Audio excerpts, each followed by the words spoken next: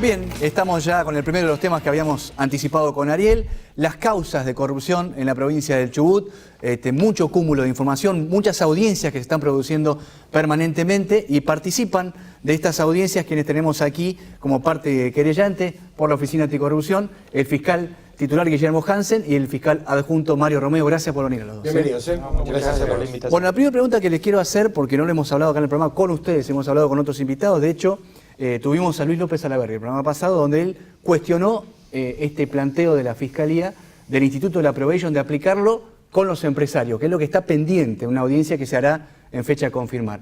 La postura de ustedes con respecto a este tema, ¿cuál es? Mirá, nosotros entendemos que, en principio lo hemos charlado con Mario, atento a cómo han quedado la caraturada y cómo han quedado las imputaciones, las calificaciones legales de los empresarios. Entendemos que es admisible la figura de la probation aplicable a estas personas. A ver, yo he escuchado el cuestionamiento que se hace respecto de la participación de los funcionarios públicos y entonces se extiende o se pretende extender a todos la imposibilidad de acceder a ese beneficio que es el de la probation, que es un derecho de los imputados. Yo entiendo, junto con la doctrina mayoritaria, la jurisprudencia mayoritaria, que esto no es así, no se puede, por el hecho de que uno de los imputados tenga determinadas condiciones, en este caso ser funcionario público, no se puede perjudicar o no se puede imponer una pena mayor o una restricción mayor a los derechos de otros imputados que no revisten ese carácter de funcionarios públicos. Pero bueno, es una discusión doctrinaria, jurisprudencial. Nosotros entendemos que, atento a cómo ha quedado calificado el delito, bueno, es un derecho de los imputados a solicitarlo.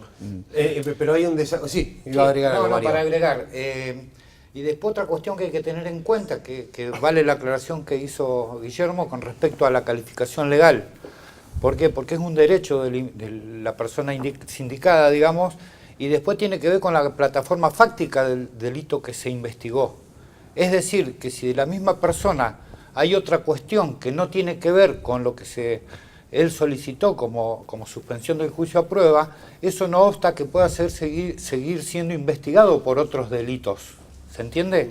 Sí, básicamente sí. Si surgiese alguna opción de sobreprecio en la obra pública o del pago de alguna obra que no se haya hecho, bueno, obviamente surge acá, pero excede el marco de esta causa. Se seguirá por otra vía, no en esta causa. Porque... No, la aclaración es interesante porque una de las empresas aparece mencionada en otras causas, particularmente la que tiene que ver con obras eléctricas. Claro, infraestructura. De infraestructura, en estas 4 obras aparecen mencionadas muchas de las que están allí. Sí. Es importante aclarar este tema, desvincularlo de este caso, sí, en este caso expediente. Claro, en este caso el Ministerio Público Fiscal no imputó sobreprecios ni nada parecido, en consecuencia quedó afuera de esta causa. Está imputado con cohecho. Claro, ¿no? Si de acá surgiese la eventualidad de algún sobreprecio, bueno, se investigará en otra.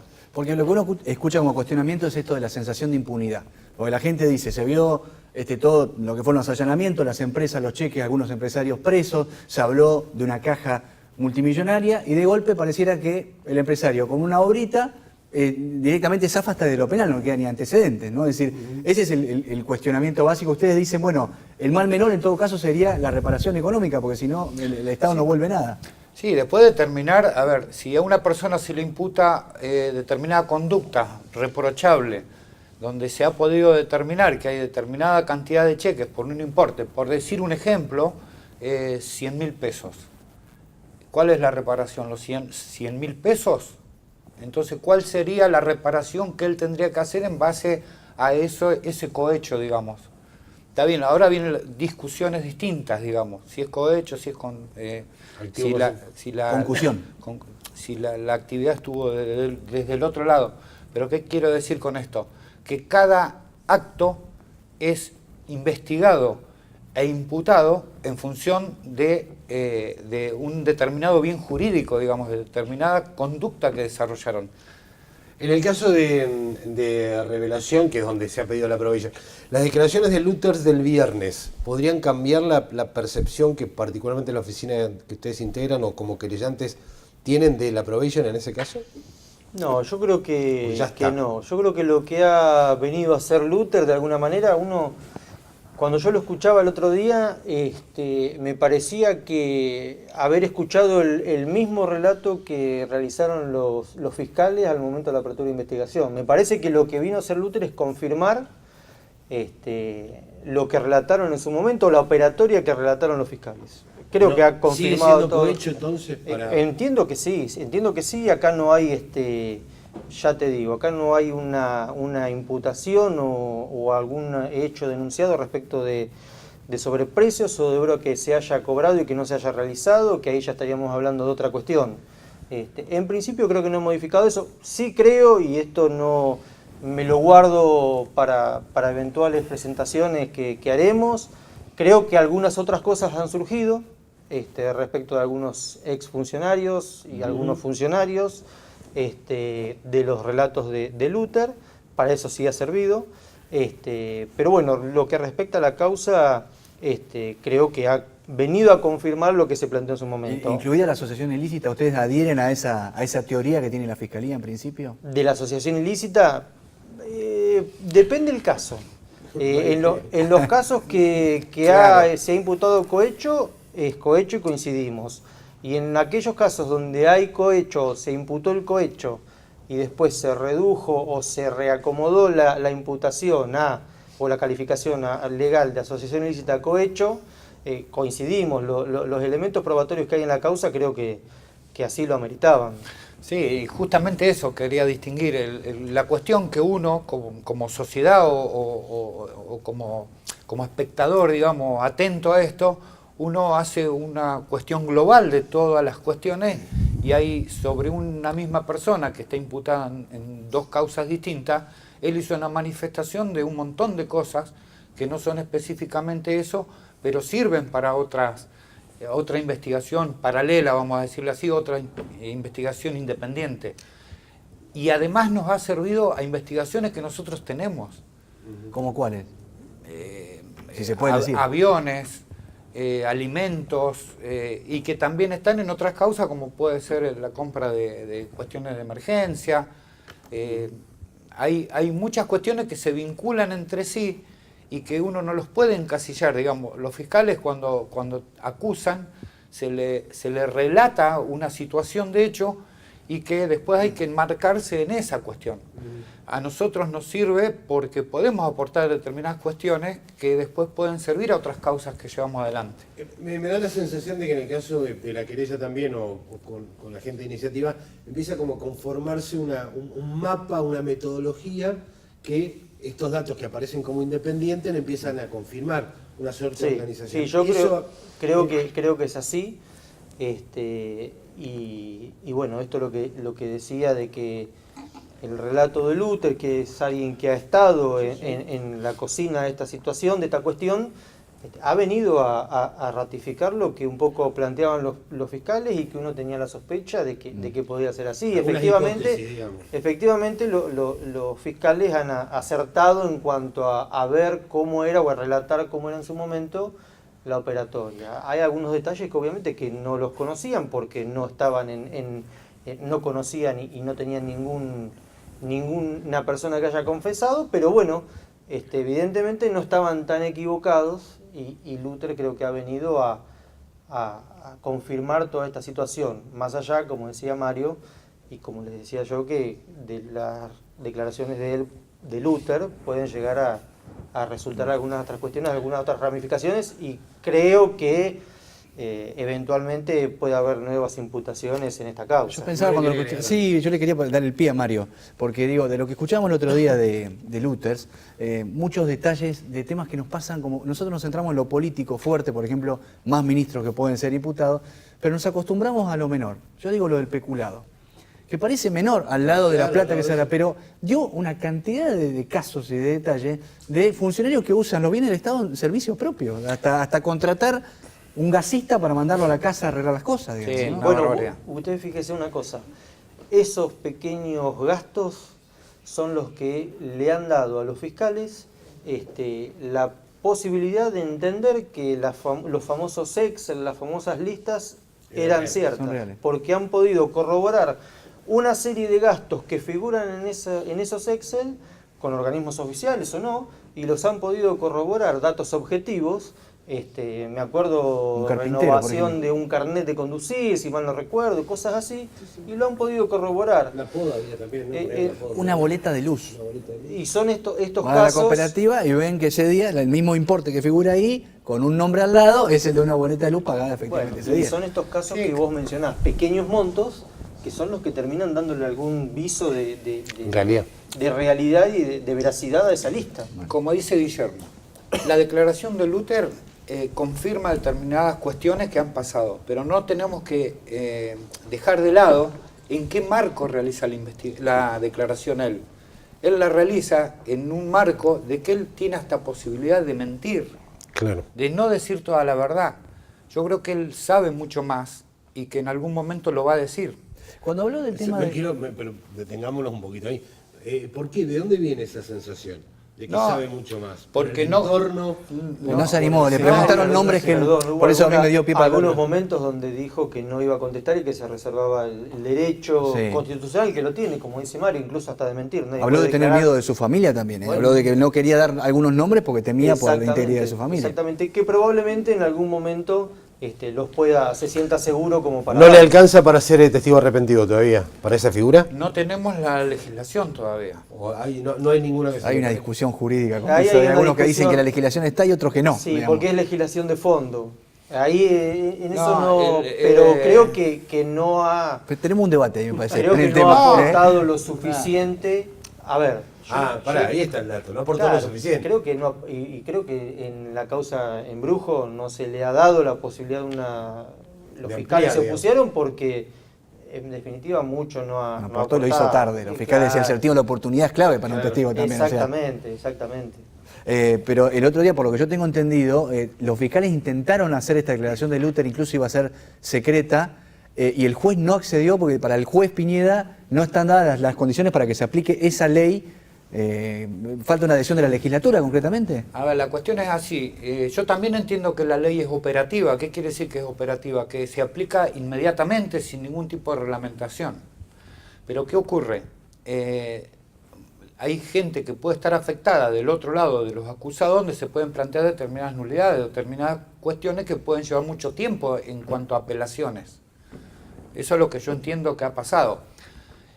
Y hay un análisis que se hace que habría que modificar alguna cuestión del Código Procesal de la provincia.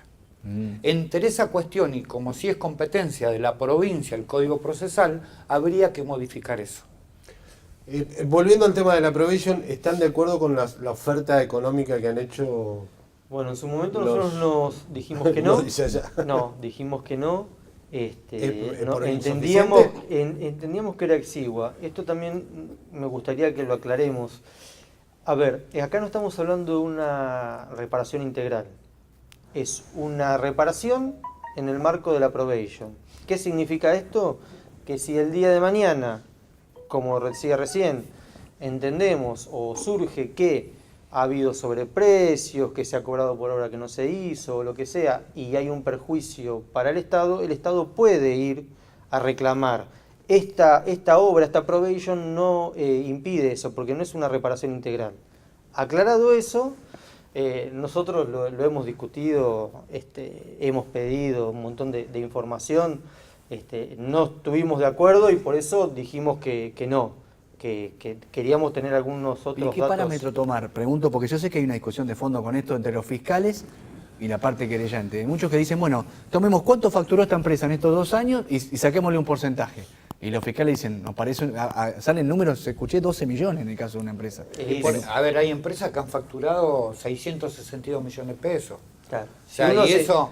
¿Qué pasa? El código se expresa que esa reparación dice de acuerdo a las posibilidades del que produjo que sea el pagable. daño. Es un equilibrio, un delicado equilibrio entre lo que se puede y los montos que se han facturado, son varias las variables. Pero por eso ¿tienen creo... libertad ustedes como querellantes tienen libertad para Sí. poner el número, Sí, sí, la lo- exigencia. Sí, y no puede ser tienen algo que- irrazonable Tienen que tampoco. justificarlo, A ver, fundamentarlo. Cualquier en principio, discrepancia siempre está la autoridad del juez. A A ver, Por así, eso, así como eso, nos pareció pero- que lo que estaban ofreciendo era exiguo, bueno, también puede parecer que lo que nosotros solicitemos sea una barbaridad y también se opongan. Bueno, en definitiva, resolverá el juez.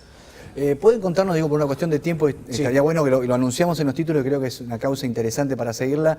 Ustedes tienen como dos causas paralelas respecto al uso de aviones. Sí. Contrataciones y abuso del avión sanitario. ¿Qué nos pueden contar de cómo están trabajando en ese tema? Nada, el doctor ha sido el que ha llevado casualmente las dos. Sí, en realidad el tema de los aviones, esto se comienza, a ver, nosotros tenemos varias maneras de poder empezar un expediente, muchas veces por la prensa, muchas veces por cuestiones de oficio, y bueno, cuando consideramos que tiene entidad, digamos, se comienza con alguna medida preliminar para ver cómo van surgiendo las primeras cuestiones, a ver si amerita seguir o no. El tema de los aviones fue así. Nosotros en algún momento, cuando viene el diputado nacional Sergio Massa, nosotros estábamos mirando el tema de los aviones, de las contrataciones de los aviones privados, y vemos que hay un pago para una empresa privada, que en realidad las contrataciones son dos empresas privadas, donde se contrató el día que vino el diputado nacional, y hay un pago al día siguiente que vuelve el mismo avión y otra contratación distinta. ¿Qué pasa? En ese momento fue un acto político, digamos, que había venido acá, creo que fue al Club Independiente, y el diputado se quedó a dormir en la residencia. Entonces, eso eran demasiadas coincidencias y dijimos, bueno, vamos a ver qué pasa con el tema de los aviones, cómo se contrata, qué valores. Y bueno, ahí surgió esta investigación. Había una contratación que eran más o menos 18, 20 vuelos con dos empresas, y nos llamó la atención que en algunos casos pagaban ida y vuelta, digamos. Era Que la hacía unidad de gobernador. todas eran gestadas, digamos, por unidad de gobernador y por el mismo funcionario que era Diego Correa. Entonces, ¿qué pasó? Empezamos a averiguar y había el costo más o menos de cada vuelo. San Fernando-Trelew era de 256.000 pesos, una cuestión así, y había algunos vuelos que cobraban 500 y 530.000 pesos. La cuestión que era San Fernando-Trelew-Esquel, Esquel-Trelew-San Fernando. Y decimos, qué bárbaro que le cobren ida y vuelta. Claro, y resultó que ahora también con estas declaraciones, con alguna entrevista que hemos mirado, era que el avión se hacía venir hasta Trelew para llevarlo a Esquel y de Esquel retomarlo A Buenos Aires, a San Fernando. O sea que se contrataba el avión desde de San Fernando de Buenos Aires a Esquel y de vuelta solo para que hagan el tramo Trelew-Esquel, Esquel-Trelew. A ver, O sea que nadie iba y venía desde Trelew a San Fernando, esa es la sospecha. esa es la sospecha. ¿Qué pasa? Bastante complejo la 20 investigación. vuelos. 200 Sí, Pero él habló de un caso político, una figura nacional, pero ustedes tienen comprobado, digamos, tienen datos fehacientes, creo que no sé si no hay filmaciones, de que se usaban para fines privados, para viajar con la familia. Sí, en realidad esa es una confusión que hay con el respecto de los vuelos de los aviones de la provincia. ¿Por qué? Porque estos vuelos, ¿qué pasa? Están afectados, hay una resolución de la Policía de Seguridad Aeroportuaria, donde dice que los vuelos cuando son oficiales, digamos, de las gobernaciones, ministerio y presidencia de la nación, no tienen que pasar por ningún control, ni de personas ni de cargas. Nosotros hicimos una investigación bastante importante. En ningún lugar figura quién subió el avión. No, Pero en estos 20 sí. no. Pero ¿qué ocurrió? Yo le mandé hasta a las empresas privadas que me conteste por una cuestión de seguro. Digamos, Claro. si mañana se cae el avión, ¿a quién le pagan la vida? Y me contestaron que no sabían, que no tenían. Entonces, bueno, cuando se hace la denuncia, digamos, con toda la documentación, a ver, se libraron, el modo nosotros de requerir las informaciones es mediante oficio. Yo he concurrido en no menos de 3, 4 oportunidades al aeropuerto de Trelew a pedir información. Que hay varios organismos que intervienen. Está la ANAC, se llama ANAC, tienen un sistema de vuelos y un sistema distinto de pasajeros. la PCA interviene con el tema de los privados, pero no de los aviones oficiales, que también en la misma resolución dice que por más que el avión sea de empresa privada, pero es de naturaleza oficial, tampoco tienen que pasar por ningún control. ¿La base SAR no se usaba tampoco? Se usaba, para estos vuelos cuando son oficiales no interviene el aeropuerto, intervienen por la base. Claro. Y después está el otro caso que Ariel en la introducción decía de gente que tenía una enfermedad Sí, ese- y se utilizaba... Sí, ese fue una vecina de acá, de la ciudad de Trelew, que encontró buscando, creo que la hermana había sido un familiar, buscando su nombre en internet, creo por una cuestión, no sé si era para saber dónde votaba, una cosa así. Surge el nombre y se encuentra con una resolución, con un boletín oficial donde Boletín estaba oficial. su nombre como beneficiaria de 4 pasajes, sería 2 pasajes para ella y 2 para un acompañante en avión, para ir a Buenos Aires porque ella tenía una enfermedad e iba con un acompañante. Se acercó a la oficina anticorrupción y nos dijo, mire, figuro acá que yo volé en este avión y yo nunca viajé en avión.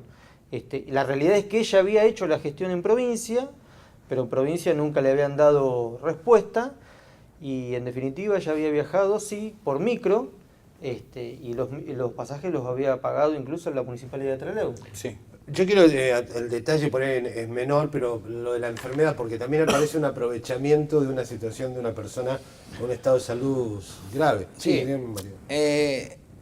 Esa persona que denuncia tenía una vinculación, un conocido dentro de la oficina que es el que habla conmigo y me dice, mira, te está así, decirle que se acerque, vamos a investigarlo. Eso fue posterior a la detención y... Sí, sí. Bueno, la cuestión es que sí, esta señora, hay 2 o 3 cuestiones. Hay una que es un caso oncológico y hay una cuestión de una señora que es esta con una cuestión de la visión.